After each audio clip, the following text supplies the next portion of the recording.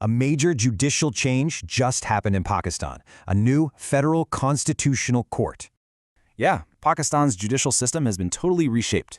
This new court is actually above the Supreme Court. So how did this happen? Through the 27th Amendment, which became law on November 13, 2025. The FCC's job is specific but powerful. It handles all constitutional matters, and everyone has to follow its lead. So what's left for the Supreme Court? Well, now it's just civil and criminal cases.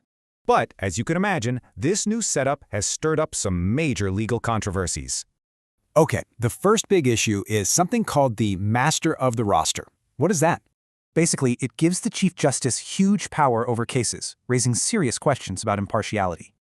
And that brings us to controversy number 2. What happens if you disagree with the FCC?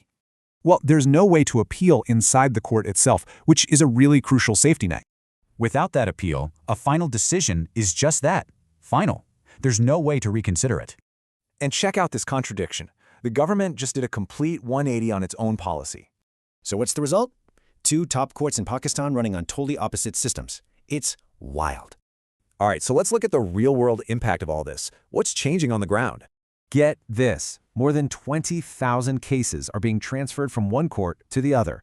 And to handle that caseload, a whole new judicial infrastructure is being built, with over 200 new staff. So who's on this court? A Chief Justice with a 3-year term and judges from every province. So the judicial pyramid in Pakistan has been totally redrawn, with a new court right at the top. As you'd expect, people are really divided on this. Is it a good thing or a bad thing? Yeah, the whole debate really boils down to this: speed and efficiency versus the risk of too much power. So, will this court be remembered for delivering justice or for creating even more legal chaos?